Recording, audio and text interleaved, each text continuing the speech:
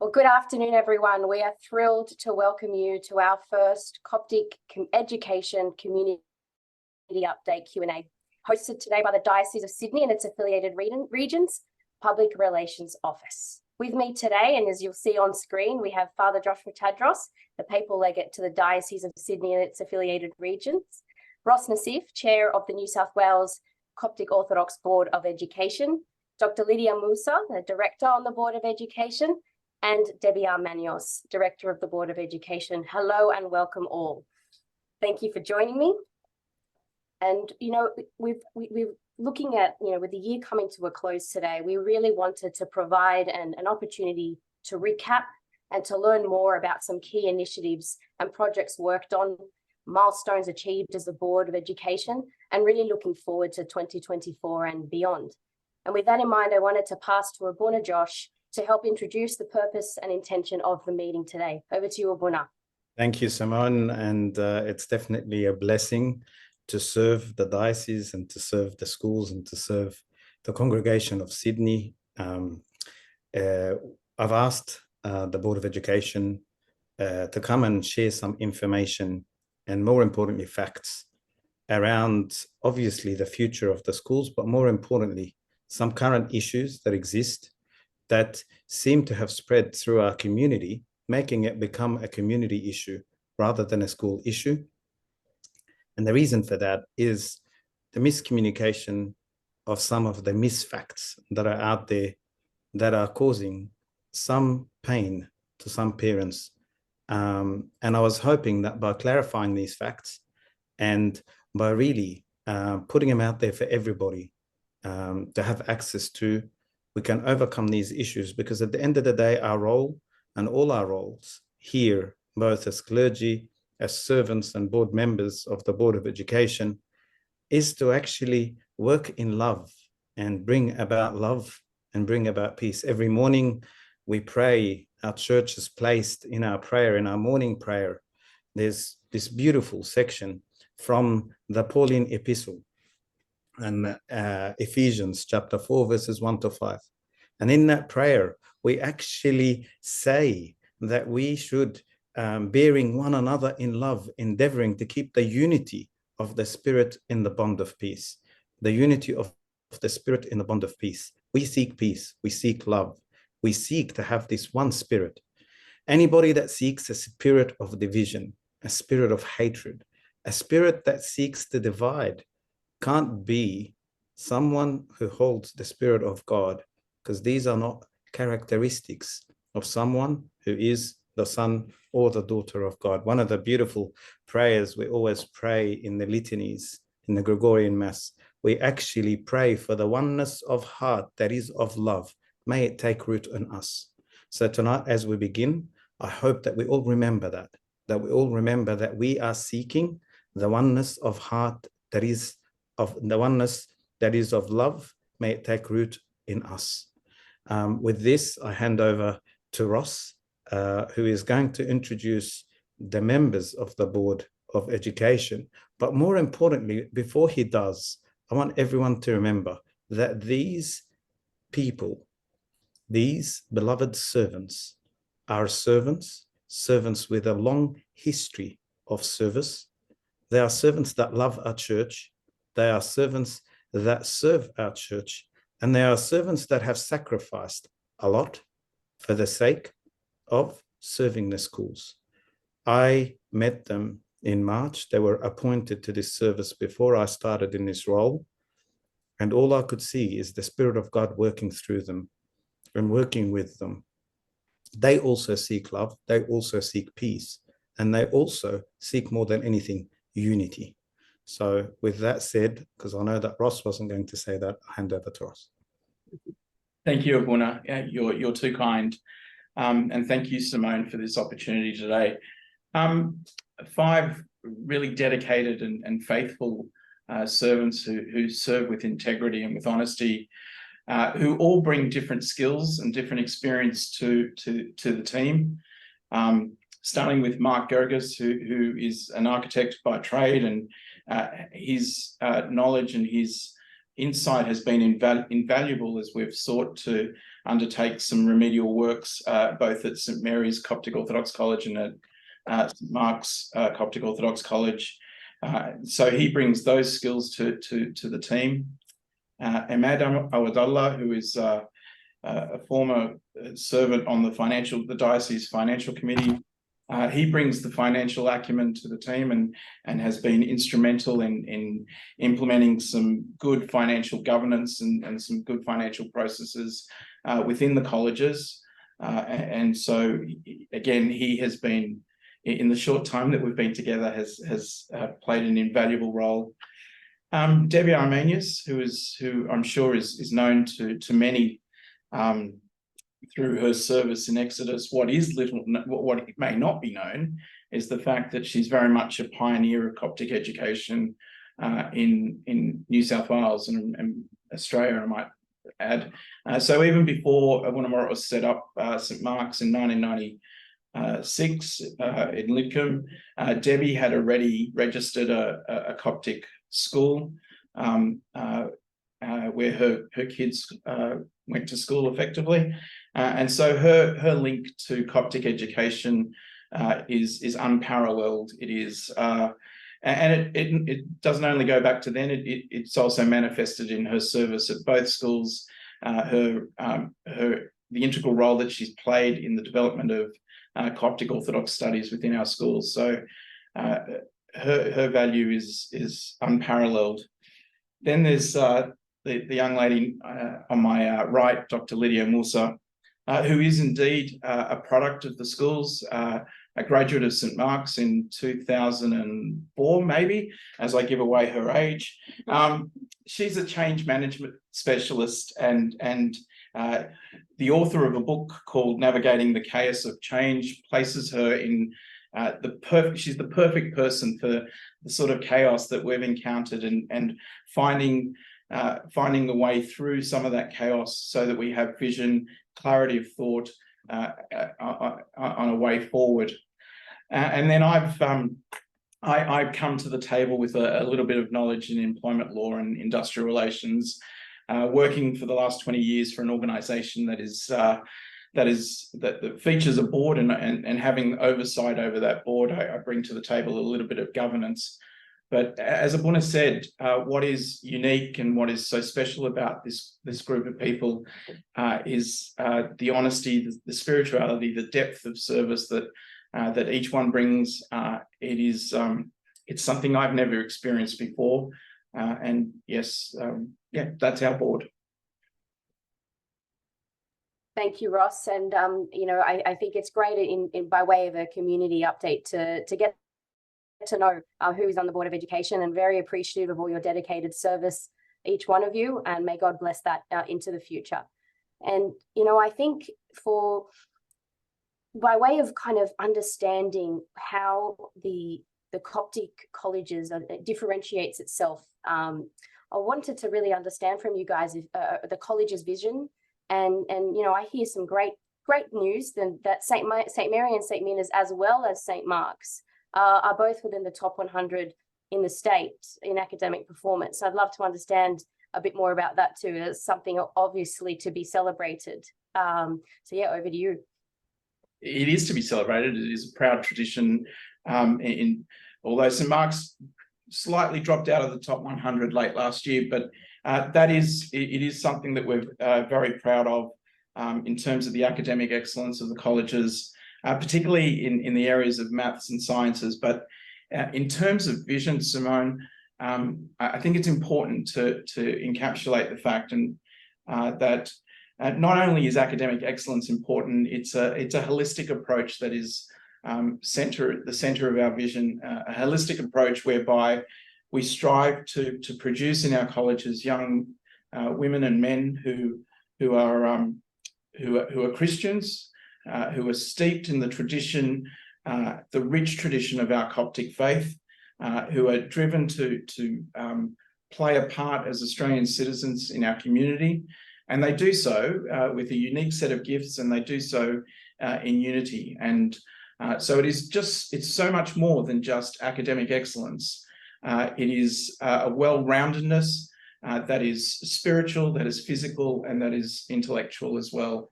And that's what we strive to in our vision for young men and women who come through our colleges. Which we might say is executed by the most wonderful staff in the land.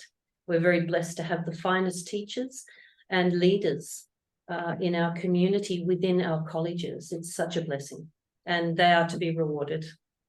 And as well, it's really important to note that this wasn't actually our vision. This was a vision that was co-designed by our college executives, our clergy, our diocese members and our staff.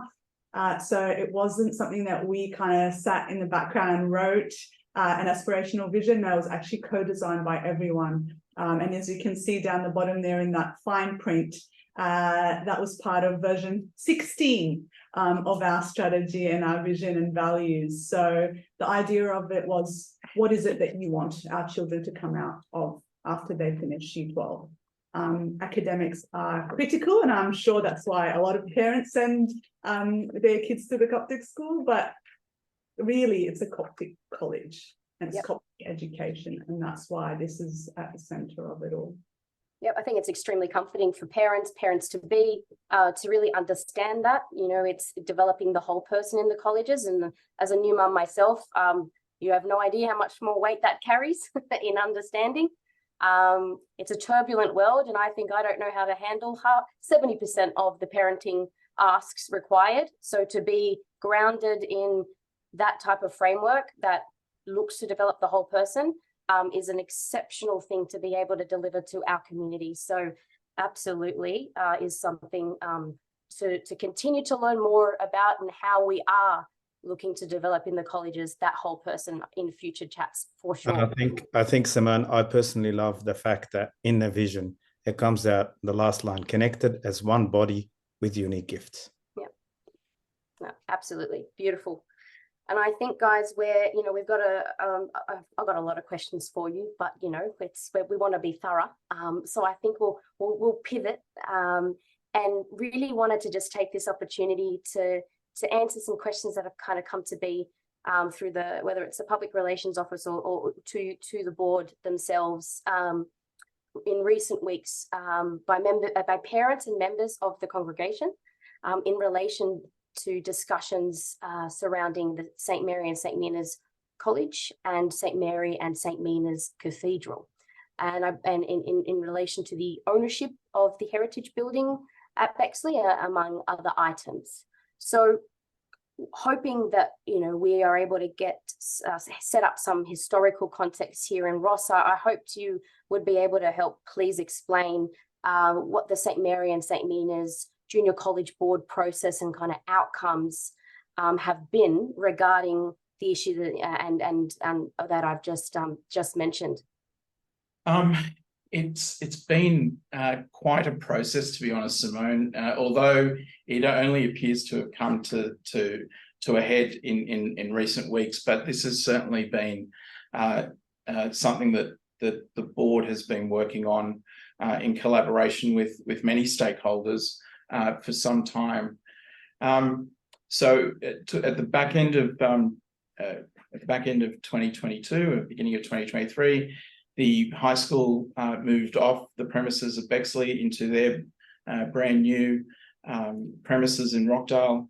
And it was around about January of 2023 that we were informally approached by the Cathedral's Parish Council about the possibility of looking into giving back the heritage building for the use by the cathedral.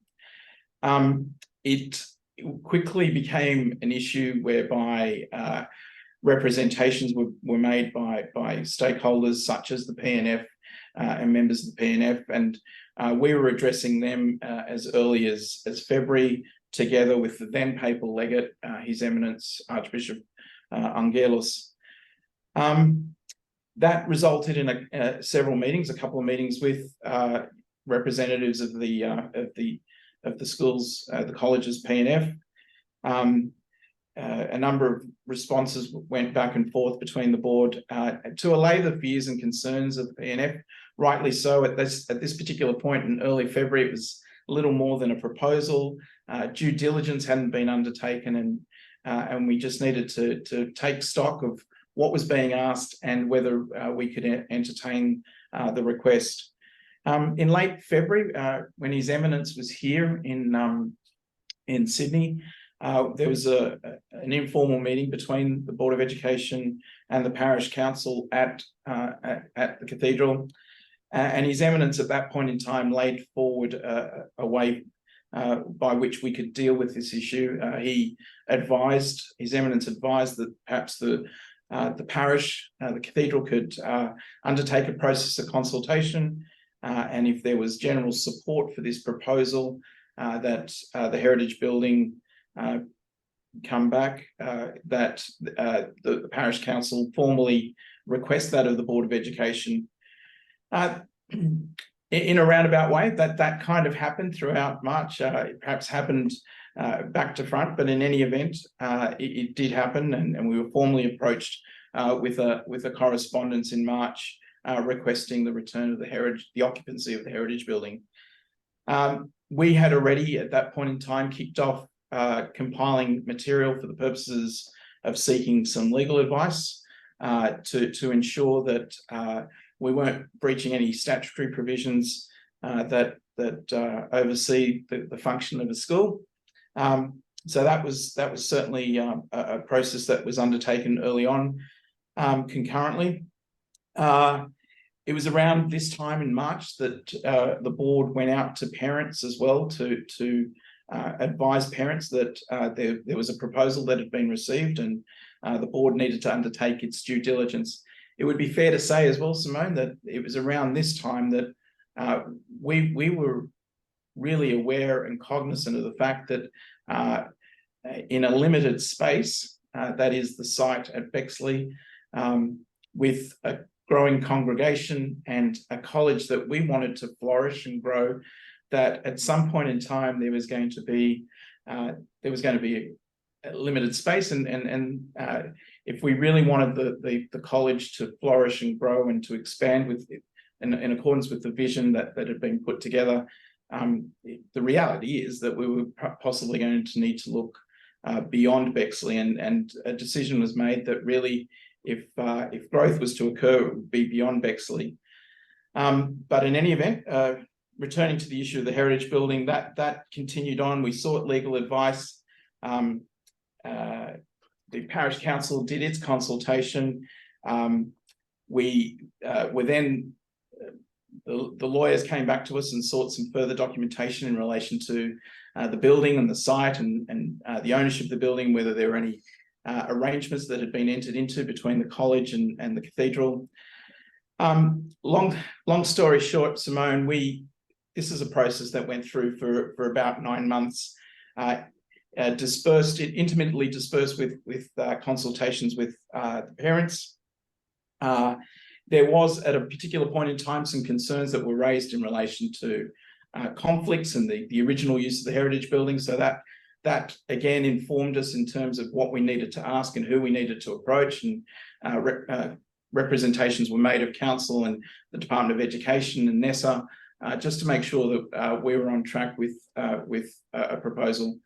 With the proposal, I will quickly add, we received in late April a correspondence from the Parish Council where it was certainly put to us quite squarely that if we weren't going to be able to give them a favourable outcome with respect to the occupancy of the heritage building, that it probably would mean that we'd need to look at entering into some sort of a lease arrangement for that area. So quite honestly, Simone, as I said, this is a process that went on until about September when a decision was ultimately made. But what I really want to be clear about is that at every step of the way, there were a couple of things happening. We were consulting with the stakeholders, including, I forgot to mention, most importantly, the teachers, the parents.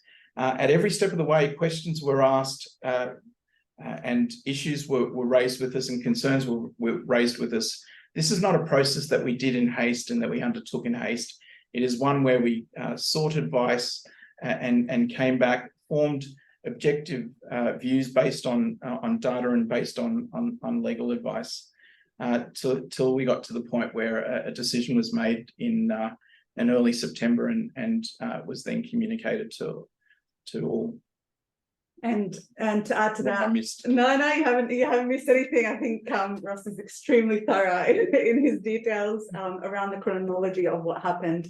I think just to take it back and give a little bit of context for people who are not sure, because obviously you hear a lot of rumors like, I know some of the aunties and uncles of the community have said, why is the church kicking the school out? Just to give a little bit of context and understanding, there are two buildings stuck to each other on the parish grounds. As you can see from that image, there's a heritage building, which is the church's heritage building.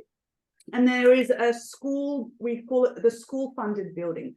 Why we're calling it that is because the heritage building is owned legally by the parish. So the land is owned by the diocese in trust of the parish. But the parish back in 1999 chose to use that building as a college, as a Coptic college. But legally, it is not the college's ground, nor is it the building. Whereas later on, a government fund was used to create the school-funded building.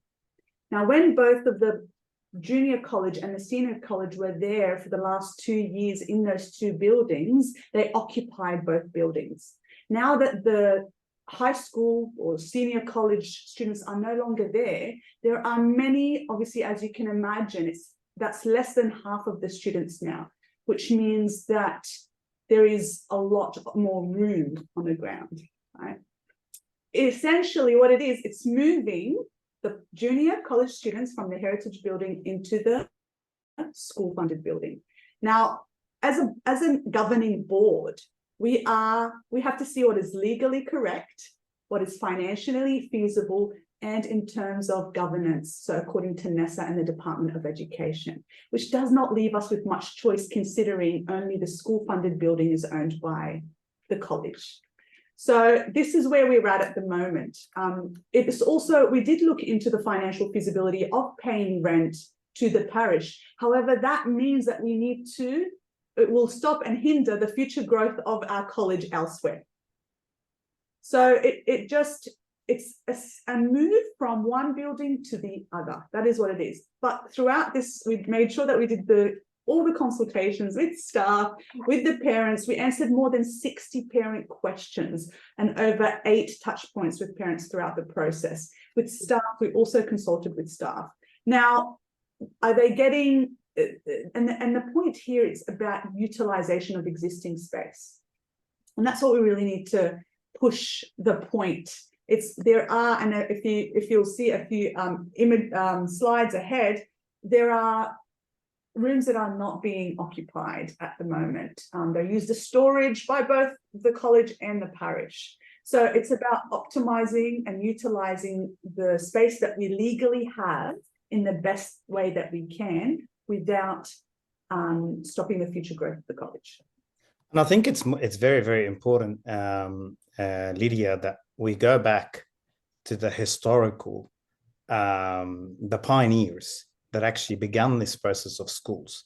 It's thanks to the vision of fathers like the very Reverend Father Moros, assisted by Father Antonios, and then later on Father Shenouda and Father George and Father Michael. It was their vision that began these schools, and began these schools as a service, not as a business. And it's very, very important for us to distinguish the difference between service and business. These schools are there to serve our children. Now, Abuna Michael in 1999 allowed, with the obviously with the committee of the time, allowed the heritage building to be used as a school. And it's actually evident in the legal advice. If you look at the legal advice that you guys provided me with, in that simply the college occupies the heritage premises, the heritage building, and it occupies it as a tenant, even though there is no formal tenancy agreement between the college and the church. And the church did this because the church saw this as a service and continues to do this as a service. I really don't like the use of the words take back and give. It is really not taking anything back. There's nothing being taken back, and there's nothing really that was, at the end of the day, we are one church. The church and the school are one. We are one entity. And those that keep on saying and offering and speaking with hatred against the church, and more importantly, against fathers like Abuna Mikhail, it is really, really unfair, because it is their vision that has brought us to this school today. I think it's very important, like you said, if the slide can be shown of the space that will be available to the children. I keep hearing there's going to be, the children will have less space to use. When in fact, you present to me numbers that show that the children will have more space. They have bigger rooms. They have new rooms that are going to be or were designed, or the staff were involved in their design. And more importantly, they will be utilizing both buildings. The new building, which is the government-funded education building, will be used, as well as the heritage building will be used daily by the school. So those that are telling me the heritage building will not be used, it will be used daily. And here is, thank you for putting the slide up. This is what shows the square meters. So I think what really, really bothers me is when I hear that people are telling me that we are taking space away from the students, we are really trying to make it less possible to expand, or less possible for the kids to have an education, when the numbers and the facts say otherwise. I hope I can be corrected if I've said anything, but this is my understanding, and it's important that my understanding is correct, because that's the understanding that I need the parents to understand. When we have unity between the college and the church, we will have peace. With peace, we will have love. And with love, we will have our children growing and being educated in a very healthy environment. The current environment, and although some may ask why are we here and why are we presenting this when it's only 12 or 14 parents that are unhappy with some of their friends, I just want the facts to be clear. And even for those 12 parents, I want them to understand that these are the facts, because those 12 parents or 14 parents seem to think that there will be less space for their kids in the school. And I really want that vision to be clear. And Abuna, I think it's really also important to know, I understand that from the parents' point of view, that there has been, this, I guess, need or want to expand and grow bigger and bigger, and that's exactly where we should be heading. But when we compete for square meters on the parish grounds, or who's going to take what, it makes us think in a very limited and confined way. Whereas if we think about growth off the parish site, and that was something that all parents agreed on, no matter what side of they were standing on, they agreed that growth of the college means getting off the parish site. And I think Ross puts it in a really nice, way, where he says, when a child is stillborn, the parents look after it, and they stay in the house for quite some time until they're ready to leave. Our school is a 24-year-old who still wants more room in the parish, whereas they should be flourishing and growing and being empowered elsewhere. And I think that's really truly the vision, what we have, that we want to grow and we need to grow, but it needs to be off the parish site. And in addition to that, and I think there is a misconception that's going around that this move will stunt the growth of the college, the junior college. We've done the analysis. So for the last 4 years, we've analysed the enrolment rates, and the average enrolment rate is 6%. And we hope to God that that increases more than that in the future, definitely, and that's the aim. But let's use the evidence that we have at this point in time. And that means that given its existing one stream, so when we say one stream, it's one class per year. These are still not full at this point in time. So I know parents say things like, we can have 2 streams next year. We can't because you need the space to be filled for the existing one stream. And according to the enrollment rates, that's going to take 3 years to fill the existing spots. So we can't just say, let's have 2 streams next year. It's not financially feasible because it means we have to have double the classrooms, double the teachers, and we don't have double the students. The waiting list is also not as big for next year. So we can't put our hopes in that we're going to have 2 streams when the data tells us otherwise. So this is why it's really important to look at the data. And I know it is the zeal and the passion of parents and community members who want to see the college thrive. But as a governing body for the college, we need to look at data, we need to look at legalities, we need to look at financial feasibilities, and we need to consult the most important group, which is the staff and their needs, which is what we're doing. Yeah. Absolutely. And I agree with you. And I think this is time to commend the work that Mark has been doing with obviously the rest of the Board of Trustees. We are searching very diligently to find new sites, not just around the Bexley Rockdale area for the future expansion of St. Mary's, and definitely it will be, I'd hope to see St. Mary's and St. Mina's College look like St. Mark's College and Wattle Grove in a very near future, hopefully before 3 years. But also we're looking at, and I'm hoping Ross can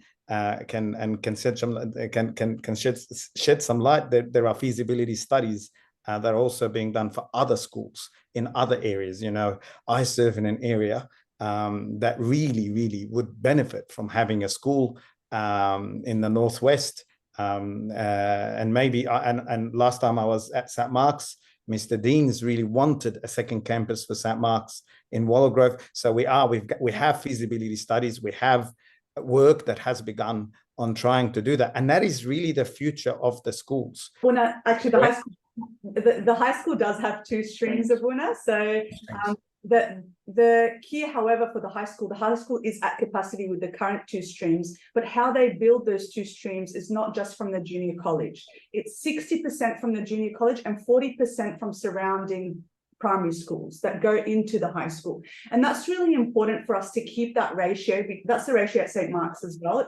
It's kind of like a 60 Coptic students and 40% non-Coptic, but this is part of the vision that we bring more students and more people and more children into the, to understand the Coptic faith, to understand our Coptic teachings. So it's really important to maintain that ratio.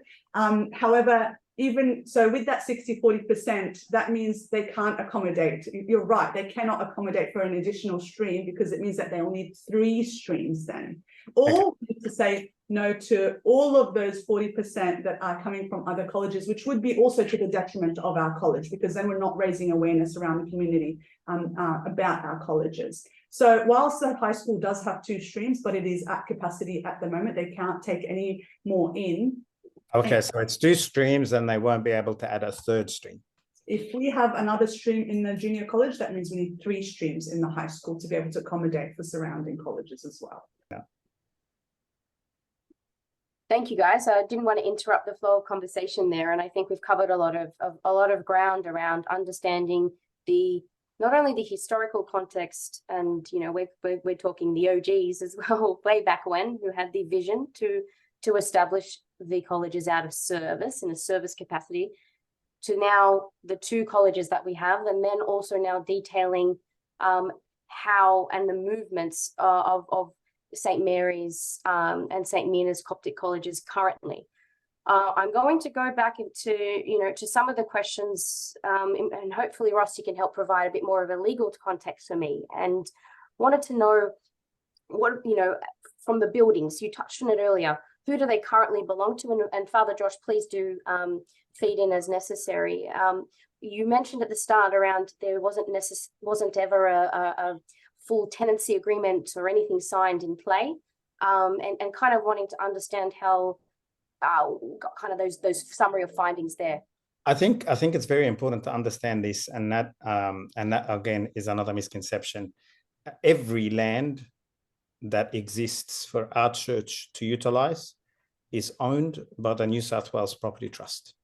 So the Property Trust that has the current Board of Trustees administering it is the owner of all the land. And therefore, it is one owner, whether it be a school or whether it be a church. So therefore, it is united, it is one.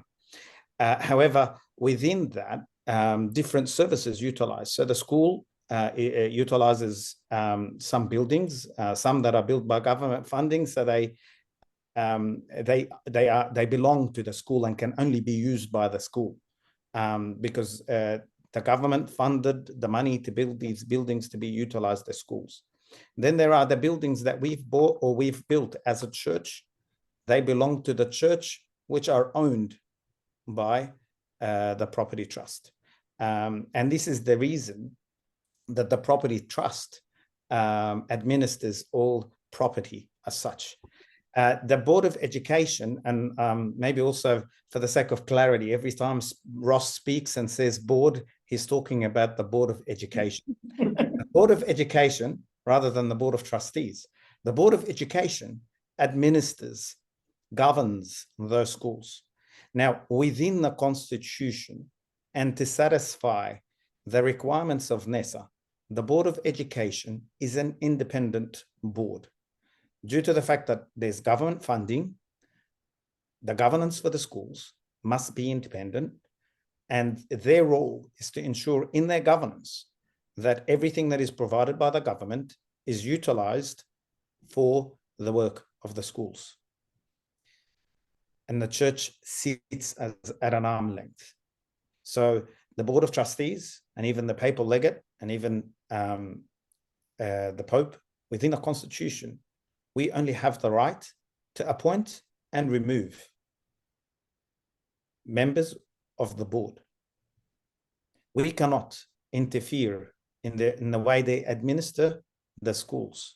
And this is important to ensure that there is no conflict of interest in the administration of the school that utilizes government funding for anything else that is not education. So I think that point is very, very clear, needs to be very clear. And like I said, we have a group of amazing servants that have sacrificed a lot, especially in the last year. I dare say they've been bullied. I dare say they've been called names, and all of us have been called names. And many conspiracies I've heard daily about agreements, about emails that have existed that we know don't exist. And it really bothers me because, you know, when I'm presented with lies and when I'm presented with misfacts, that tells me that the spirit that is acting behind those personnel or those people, whilst I love them and my heart bleeds for them because they are sons and daughters of our church, the spirit that is directing them cannot be a spirit of God, because God does not present mistruths, does not allow for lies, nor does he accept lies. For no purpose or any purpose can we justify such conspiracies and such mistruths. So in saying that, there is land that is owned by the trust, that is that the school can use. The heritage building was a building that was permission was given to the school to utilize back in 1999, and the school has been utilizing it since. What will change now is that it will become a church building that is being used by the school rather than a school building that is being used by the school. That is the only change. And please clarify, Ross, if I've missed out. I want to just conclude the legal piece so that we can move on. And I think it's important that I make reference to a much cited passage of the Education Act, which is Section 83C. It's been in the news. It is certainly a provision of the Education Act that is currently being reviewed by the current government. because it has led to many pitfalls and some misunderstanding. In simple lay terms, Section 83C stipulates that a school cannot when it comes to its assets and it comes to its income, those assets and that income can't be used for any other purpose other than for the operation of the school. And so it was when we kind of laid out the lay of the land, so to speak, to our legal advisors, and when we kind of factored in as well all that had been undertaken, all the works that had been undertaken in relation to the heritage building. At the end of the day, the advice that came back, and this is what I want to conclude on in terms of the legal piece, the advice that came back was that because the heritage building isn't an asset of the college, we're not going to be in breach of Section 83C. That's not the case, however, when we talk about the what Lydia's referred to as the school-funded building or the new building.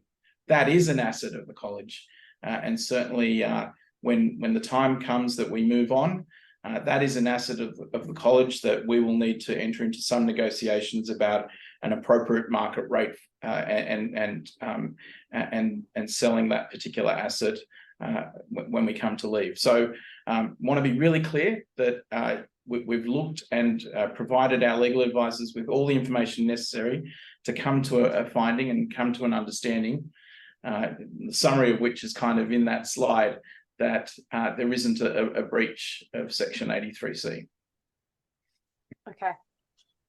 Thank you. Thanks for that that additional context. And I think for us, we are kind of pivoting a little bit more in this interview to kind of talk around, as you have started to mention, some of the touch points or consultations that have been carried out to kind of get to this point. And I wanted to tap into a little bit more around how the parents and community members, have been consulted. I know that all of the previous slide that we shared was available on the college Facebook page and also on the Diocese Facebook page just a few weeks ago. And one of the questions that kind of came up, and you've touched on it as well already, but they're saying that the church is essentially kicking out the college. And I just kind of wanted to get your verbatim around, is this true? So I mean, from a spiritual point of view, we know the church for centuries have done nothing other than welcome. They cannot sheer by their character kick out their children. It's against their vision of the kingdom of God. That's just from a spiritual point of view. I'll pass on. No, Lydia's already addressed it. We are, the college is very much a product of the church, and the benefits that were afforded to the college in 1999 to commence there on the side of Bexley. We've got to a point, and Lydia's used my analogy, whereby we've matured, we've been through our teenage years, and it's now time to spread our wings and to look further afield and to grow and set forth. So no, we're not being kicked out. That couldn't be further from the truth. We've been supported, and I'm happy to make this point a little later on. We continue to be supported by the church. It is not letting us go without assistance, that it continues to assist us, even as we go through this process where we are returning some of the space back to the cathedral. Their generosity and the church's kindness in allowing us to continue to use some of that space talks to the fact that we're not being kicked out. And I just wanted to ensure that language was understood, given it was a direct question. And I think it feels, even presenting it, a little bit jarring. Let me just clarify that further. I think what is very important is that there were two buildings that were being used by the school, weren't fully being used by the school. So the school was using one building fully, the other partially. And there was an opportunity for the two buildings to be used by the school and the church. And at the moment, what is going to happen after this is that the two buildings will be used by the school, and the church will now have access to one of those buildings to be able to use for their services during the week. That is the only change, or that is, there is no one being kicked out. On the contrary, the board of the church has been very supportive, and they will, and they have tried, and they will try to do everything they can to cooperate with the college, which is very important, so that we can have this unity in this site that we spoke about in the beginning. Yeah, absolutely. And then with, moving on, so we've been able to talk to how parents and community members were involved, how staff members were involved, and I think another question that came to be was around having only certain parish council members kind of involved in the process as opposed to the full church council. And I wanted to clarify, Ross, if you can detail a bit more around the parish council interactions with the Board of Education when the consultations were ongoing. Certainly, Simone. It would be fair to say that not every member of the board of the Board of Education, to be specific, has participated in the process, and I'm troubled by this type of questioning. In my 20 years of negotiations, or 30 years of negotiations, I've negotiated a range of things, and I'm always in a position where I'm negotiating with representatives from another party. If I feel that they don't have the authority to negotiate, then that's a different matter, and that hasn't been the case here. Throughout this process, I'd say I've probably had conversations with 90% of the cathedral's parish council.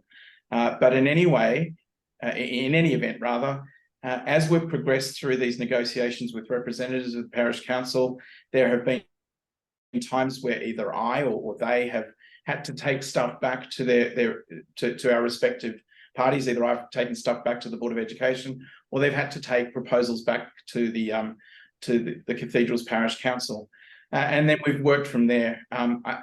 I think what is indicative, what certainly is manifest of the fact that this has kind of worked, is that at no point in time has either side reneged because of the process that's been used. We haven't resorted to taking back our positions or calling each other names.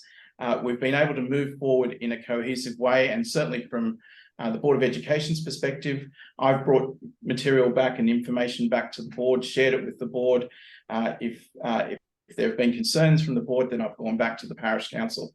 To do it any other way, Simone, to sit down and to speak individually with each of the parish council representatives, it just wouldn't function. It's not pragmatic. It's not practical. So yes, we have been speaking with representatives of the parish council. In fact, they have a subcommittee that is dedicated to this particular issue, and I've liaised with the subcommittee. So that's how it's operated, and as I said, both parties have been respectful, have approached it with love. We haven't gone back to guns at 10 paces, and I think that's indicative of the fact that it's kind of worked. Yeah, you can see, no, I appreciate that. Sorry. Well, you can see from the evidence as well, Simone, in terms of the proposal. If you go back a slide, the proposal sent from the parish council on the 1st, that was, from the secretary of the board. It was done in a very formal way on the letterhead. There was no, it had to be done in this way, and we've responded in the same manner, and everything has been documented and is available and has always been available. We've shared independent legal advice with the PNF, and they've read it themselves. All of this is available. So, no matter what the representation was, everything has been transparent and continues to be transparent. And sometimes it's been, I don't believe there has been that much transparency. And I think people question transparency, which to us it's an interesting observation, because we've been so overly transparent that even that has been questioned. So, but yet we should still choose transparency, because that's what parents and staff have all asked for right from the beginning. So yep, absolutely. And I think even, just higher level from a diocese public relations office, I think that's the intent of what we stand for. It's about being able to bring members of and groups from the community to be able to detail and share the awesome things that's going on in our diocese, including the amazing work that you as the Board of Education are doing and navigating change in this next steps. So we've talked a lot about different layers of consultation. And for me, I do have a really strong understanding now of just how thorough you were throughout this process.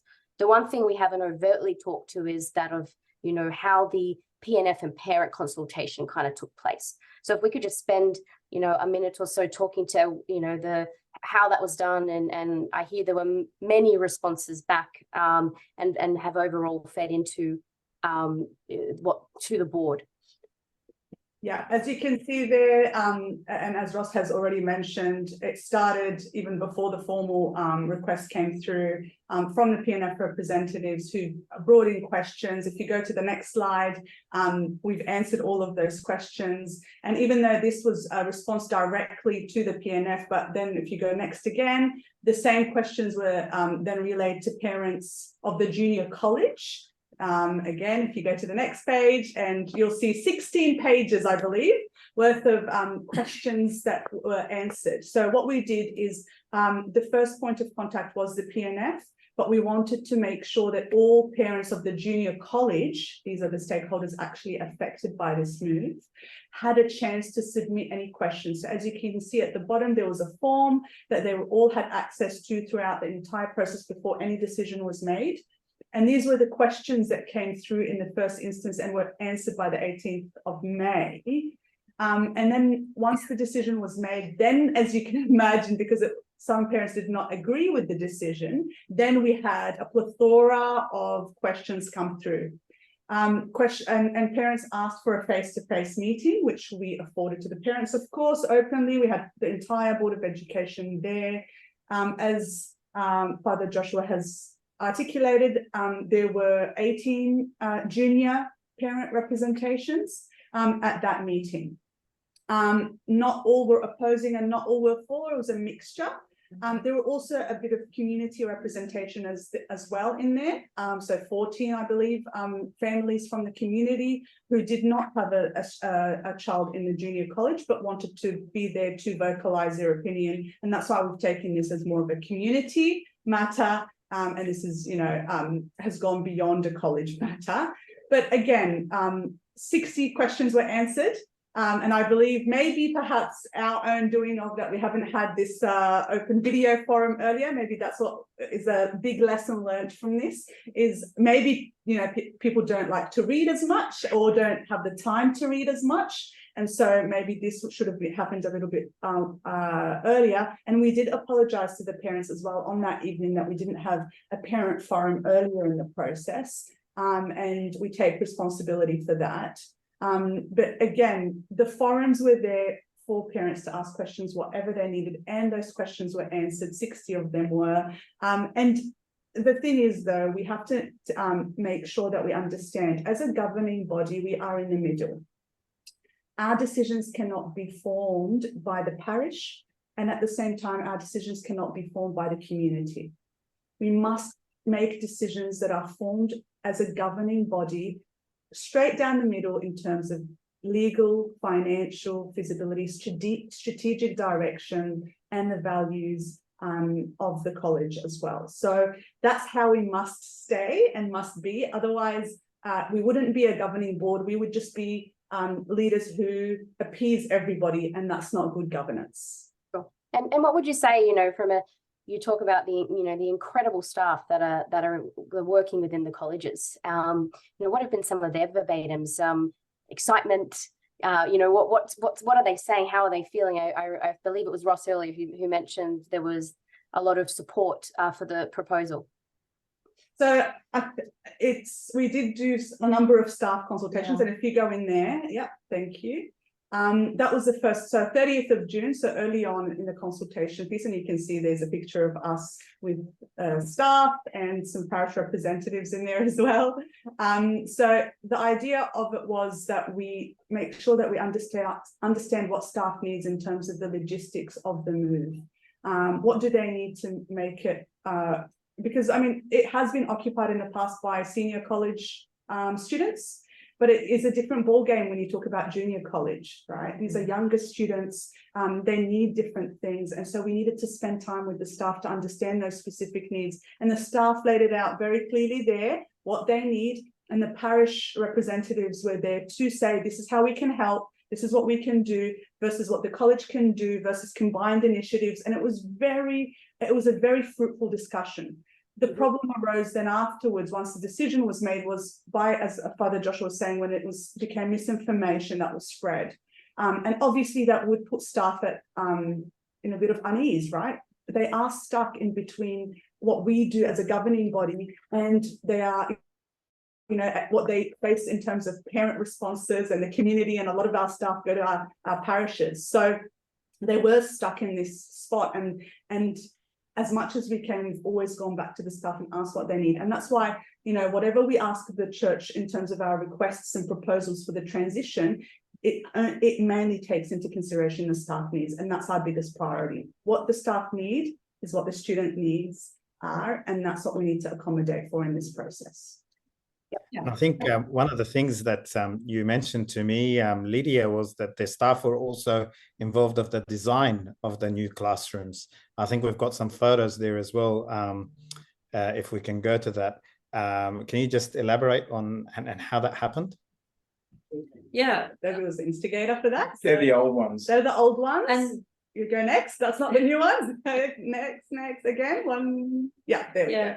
Just to emphasize that the Education Board has always been driven by we're mandated to look after those children first and foremost. And so going to the staff who look after those children was vital in planning the future. And so with every suggestion that the staff came up with that they would need in the new building, we had the interior designer produce these images to guide us and to acknowledge to the staff that they had been listened to. And they were very excited when they saw these photographs. Of course, you can imagine the Heritage Building was built in something like 1919, and it's an old building. And the Education Building is it's about 11 years old, I think, roughly. 2011. Yeah. 2011, so 11 years old. Yes, there is a lot of renovation to be done, but they're good bones in that building. And you can see that, you know, new petitions, a paint, dealing with the leakage from the roof has to be done anyway. It's our building. And after that, this is the result that we could possibly see if we could get, you know, everyone on board on this boat moving forward. And that includes the encouragement and support of the parish. They also want to see their children who attend that church, that college, you know, in state-of-the-art classrooms. And they deserve to be in state-of-the-art classrooms, and certainly not in 100-year-old classrooms. The library it's far from being up to date. And with the renovations, they will see a beautiful beautiful library, a beautiful STEM room, and just an environment that would encourage learning, not a dark heritage building, but a wonderfully lit, exciting room that the children will just love to go to. Who wouldn't want that? Absolutely. And I think, you know, it's evident that I loved how we've got the stages called out around, and the thought and involvement of the staff to co-create with the board is an incredibly important thing to have done, and in the level of detail that you did, because it's necessary. They spend all their day there too. So they need, you know, to ensure that their experience is maximized for the benefit of the children. So I think that's come through very clear today. And thank you for sharing your thoughts there. I wanted to now, if possible, it was lightly touched on, to talk around to the board and to Father Josh around looking for the alternative sites for the future of the college as we start to look to 2024 and beyond. So I wanted to understand kind of where are we at and kind of what are we moving towards in that regard? I think it's very, very clear that we do need a new site for the school. Both the school is working, as Lydia was saying, that the school is growing and the parish is growing. And both of them, as they continue to grow, that site at Bexley is not going to be enough. Therefore, we've looked, we're currently looking at 2 sites. There was a really, really good site that unfortunately we couldn't have, but we've got 2, and I think Mark has been doing an amazing job, taking a lot of time out of his day. Both Mark and Ross, we've visited a number of sites in the last few months. But I guess what is important is that we find the right site that suits our needs and suits the needs of the school. You know, one of the things, again, and I'm sorry to mention St. Mark's School College, Mr. Deans said to me when I was there, was that he wishes that he had a blank canvas, that he could plan everything from beginning to end. And now that wish is going to come true for the Board of Education. We want to find a site that we can have a blank canvas, that hopefully we can put everything we want for those kids and for the school to maintain the success. Outdoor facilities is a big thing that is not going to be feasible at the Bexley site, no matter how much we try and increase capacity there. So whilst we don't have something yet, I believe that in the community, in the school parent meeting, many of the parents that were there have also taken on the task to try and find us sites. The Board of Trustees is committed to assist the Board of Education in the purchase of such site. Thanks be to God, and thanks to be to the amazing work that all our churches in this diocese have done. We are in a position to be able to support the schools and to be able to buy another site should it be found suitable for a school. Not just this is not the only. You know, I think when we talk about expansion of schools, we are looking at other sites in other areas as well to hopefully increase the number of schools in the light of the changing demographic in Australia and in New South Wales, specifically in terms of education and what potentially may be taught to our children in secular schools. The need for Coptic schools or the need for our schools is becoming more and more necessary. And therefore, it's not just the Bexley area that we're looking, Bexley Rockdale, for the expansion of St. Mary and St. Mina's College, but also other areas to hopefully have more colleges that we hope, I think, by 24, 25 and 26 at the latest, to have at least another 3 new schools operating. We need the prayers of everyone. And I'm sure with your prayers and the prayers of all our fathers, we will find these sites, and those schools will be a reality in 3 years' time.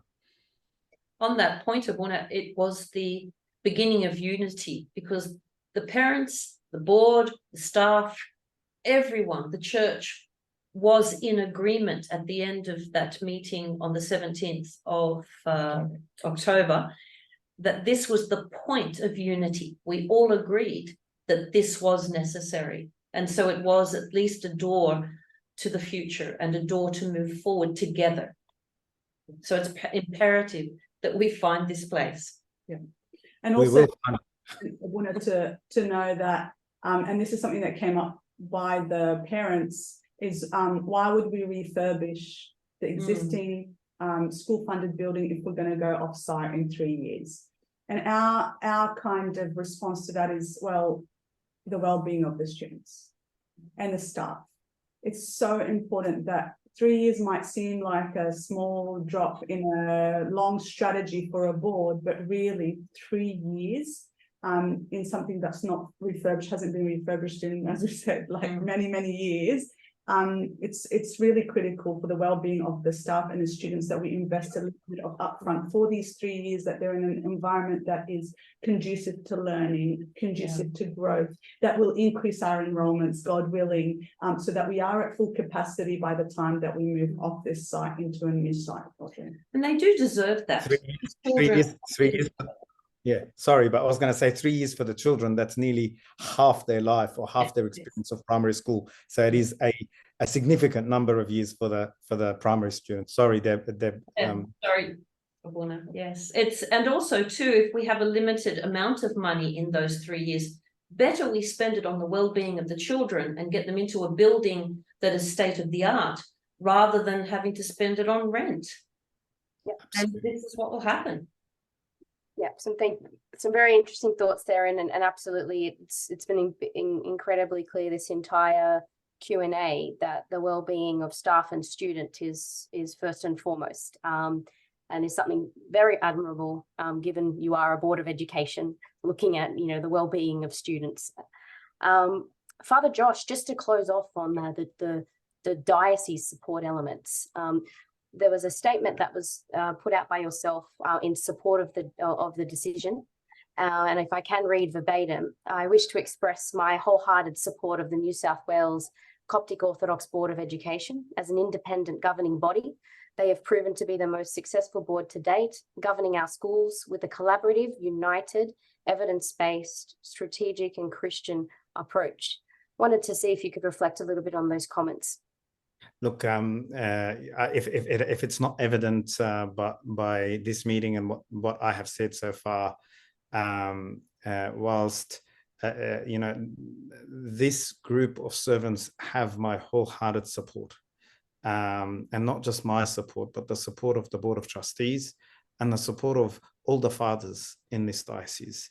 They are wonderful servants. They've sacrificed a lot for the sake of their service and for the sake of the well-being of our children. And they deserve this support.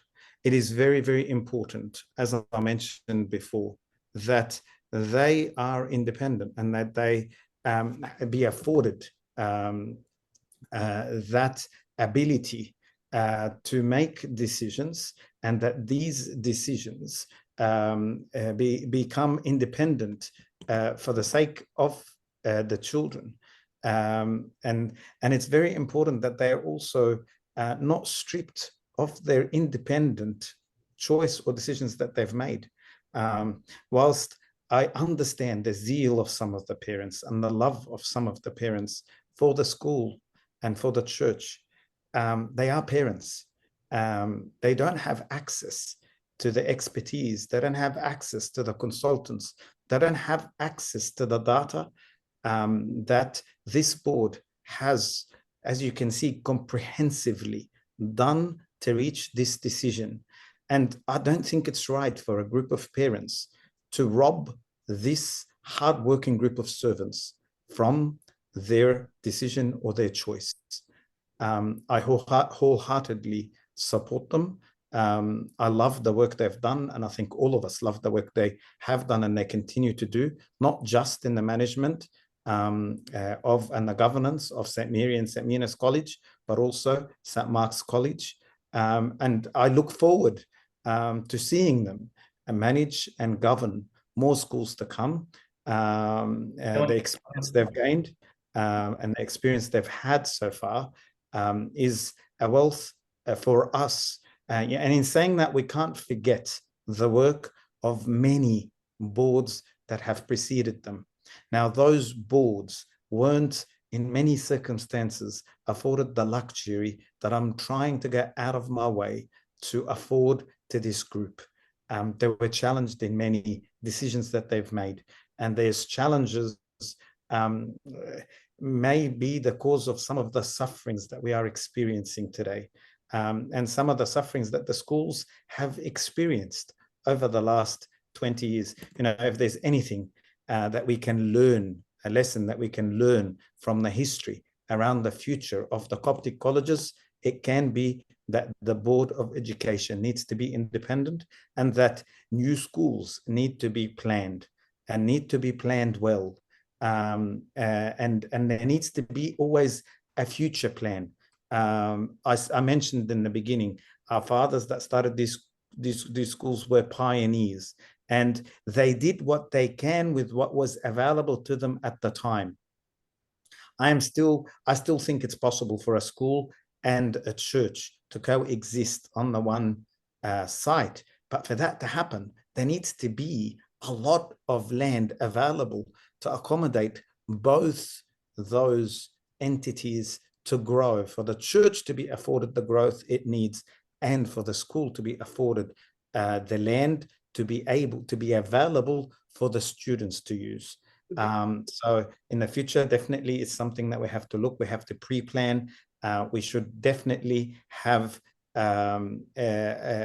agreements about how things are going to be utilized and going to be used. And that's what we're going to have now at St. Mina and St. Mary's College, St. Mary's and St. Mina's College. We will have a plan of use. There is an understanding of who is going to use what part of the church and the school when. And you can rest assured that the kids will be looked after. And I'd like to support what you've just said, Father Joshua. We ride on the shoulders of previous boards. The new campus in Rockdale is state of the art, and we cannot forget those who have gone before us. We will not be perfect. There will be not a board that will be perfect. And yet with every board, they have faced great challenges and great opposition. And you cannot please everyone. They will speak to that quite clearly. So from this current board, we're very grateful for the, what they've left behind. And we hope that collectively the community can move forward. Governance is something that Nessa has really stressed, and Ross can talk to that. Oh, governance is an issue, and it is something that we're hoping to improve and to correct. I echo the words that Debbie says. We are humbled by those that have gone before us, and we will, and we are not perfect. We will make mistakes, and we're also humbled by the support we're getting from the diocese. But there are processes in plan, and that was one of the first things that we did as a board, was to implement processes to help us with governance issues, and so far so good. Nessa is satisfied with how we're progressing, and we continue to head in the right direction. They communicated with us that they were looking at the Coptic colleges, the governance. They needed stability because there had been many boards before us. And there was instability, and it's because of community conflict often that it becomes difficult to continue. And they're really insisting and guiding us to stabilize the boards, the education boards, so that we can serve better the colleges. Yeah. And Simone, on that point, if you go to, I think it's slide 1039, when the first thing that we did when we first got our appointment as a board is asked the parents, yep, that's the one, asked the parents and the staff, what is it that they would like us to prioritize as a board? And the one thing that came out clearly was we need a strategy, we need clear goals, we need values, all of these things. So we spent 6 months last year co-designing, and it was, we did over 12 workshops with all parties, including former boards, to understand from them what are the lessons learnt. We passed this through them to say, does this encapsulate everything that you would have done as a board in the past? We consulted with our forefathers, I would like to say, Abuna Antonius, Abuna Michael, the ones that started this when I was in the Coptic school. And we consulted obviously with all of our executives from all three colleges, not just St. Mark's and St. Mary and St. Mina's, but also from St. Bishoy's College, so that we can also move forward with some alignment around what is it that we stand for. So this came out. Again, this is was not just us sitting in the back end designing this. Was this one's version 15, and so we had to make sure that we co-designed it. The staff, every single staff member was involved in this. They, we had English teachers wordsmithing every one of those goals, and saying, "Yeah, that makes sense. No, that doesn't. Yes, these are our focus areas." And this is what they came up with, and this is what we are trying to make sure that we adhere to. This, we pray that surpasses us as a board, that this becomes a foundation that then we can move towards. And as you can see, the vision doesn't say more buildings. It doesn't say more students. It says to enrich our children with Christian teachings founded upon the Coptic Orthodox faith, becoming value-driven Australian citizens connected as one body with unique gifts. When we talk about students, we don't talk about just academia. It says in that goal is to reach their full potential. Their full potential could be academic, like your maths and science, but it could also be artistic. It could also be sports. And that's why there's been a heavy emphasis on co-curricular activities. Even if we drop from the top 100, what are we adding is what we need to understand. And so many parents from my generation have said one of the key things that they would put their kids in the Coptic schools for is that holistic co-curricular activities, things beyond maths and science. I know my daughter loves singing, loves public speaking. And these are the kids, and this is the future that we need to cater for in our Coptic education. It's not just academia, it's everything. We all have unique gifts, and we need to make sure we push for that. And we pray that this strategy helps bring that to life. And this is just not a slide on a PowerPoint presentation. If I was to just highlight two important features that have already been launched, one being the chaplaincy program that's up and running, and the PNF engagement. When we came to this board, the PNF association within the Coptic colleges didn't exist. It had been dismantled. And so one of our first major decisions were to reach out to the parents and say, hey, we need to hear from you. We need a line of communication. Hence, please start voting for your PNF representatives. And of course, it's very evident going back to the chaplaincy program that parents are extremely happy to see our fathers in the colleges on a daily basis. So this is just not, something that's been whipped up. It's a living, breathing program. It's not just, just not a slide. And if I can actually attest to that. And some of my high school Sunday school kids will tell Father Joe, see you at school tomorrow. The full loop. Absolutely. So I've definitely seen that come to life. And I think, in the spirit of, looking to 2024 and beyond, but also recapping on 23, you've mentioned already a couple of things that the colleges have done. I also want to talk about both St. Mark's and St. Mary and St. Mina's too. So I wondered if you could help, detail some of the great work that St. Mark's College has delivered in this year. And I'll ask the same divide and conquer for St. Mary and St. Mina's in the next slide, because I think it's evident that there has been a lot of thorough work put in to some of the outputs that we're starting to see even in the 2023 year. As you can see, yeah, so this strategy, what we aim to do, again, as Debbie said, it's not just a nice, pretty picture. We actually do our quarterly reporting with the heads of colleges and executives based on this strategy, and they report, and we have the data and graphs and all sorts of things around what are the needs according to these strategic pillars, but also what are the activities that have been conducted according to these strategic pillars. That way we can assess in terms of progress, that we're not working haphazardly to the whims of whatever comes or whatever is popular or whatever is a new shiny thing, but according to these strategic pillars and the needs. So, for example, we would, ask and the executives would ask the staff, what is it that you need? And maybe the staff, and that wasn't evident at St. Mary's. The biggest need, as Debbie was mentioning, was the pastoral. They didn't have a chaplain.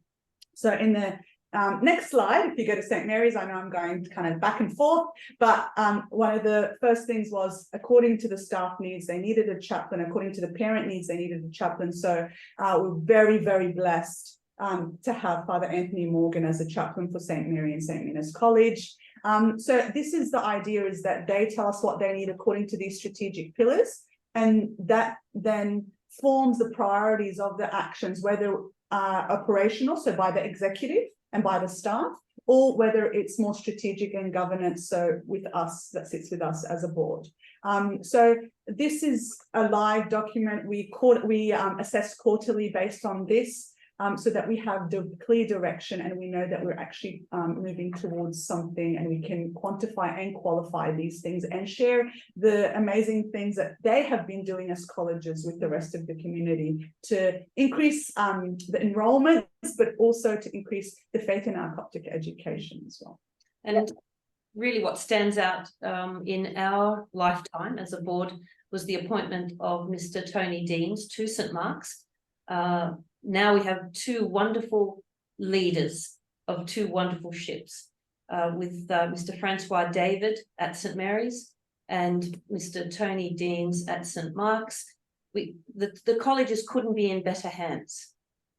They are really examples to our community and leading and forging ahead these students into the Australian community. Amazing. And I think if I can second that, Debbie, having seen both of them within the school, the love that our students express to both these leaders, both Mr. Deans and Francois, is actually quite a testament to them, how they come down to the level of the students and how they really are very well connected to the school. So it's definitely a blessing to have. And I think, in the spirit of the continuous conversation, I know here at the Public Relations Office, we want to have this be an ongoing thing. So, in future conversations, and we'll schedule that in with you to ensure we can hear more of the awesome work that the colleges are doing, and get back to talking extracurricular, holistic learning, and all the wonderful things that, we would love to hear more about. And not just in navigating challenges, because challenges will always come, but it's actually the child's experience and parents' experiences that will last a lifetime. And so let's let this be chapter 1 of a book that never ends. Thank you very much for all the information that you have shared today, quite comprehensively. We really hope that the community has benefited from this update. And look forward to hearing from you from the coming months and year, and may God bless the boards, yourself, Abuna, the colleges, and of course all the children in which they are serving. Abuna, any final comments from you before we close? I think I hope that having gone through this, everybody can realize that every decision has many, many, many aspects. It can't be something that was cooked up in the back of a room somewhere, as some of the unfortunate rumors try to claim. There's a lot of aspects to every decision, and it's not just the decisions. The last 2 slides can show how much work is happening in the background by the Board of Education. Whilst this single decision about the building has taken a lot of our time, I'd really love for the board to be spending a lot more time doing the amazing work that we saw in these last two slides, working on the schools, working on the curriculums, working on the pastoral care of the students. I can only thank them for their sacrifice, for everything that they do on behalf of myself, on behalf of all the fathers, on behalf of the Board of Trustees, and most importantly, on behalf of His Grace Bishop Daniel, our father, the father of this diocese, and also on behalf of His Holiness, the Father of all Fathers, the Pope Tawadros II, who is also wholeheartedly supporting this Board of Education and has been presented all this data and is in full support of their work, and also wants to see many more schools for this diocese.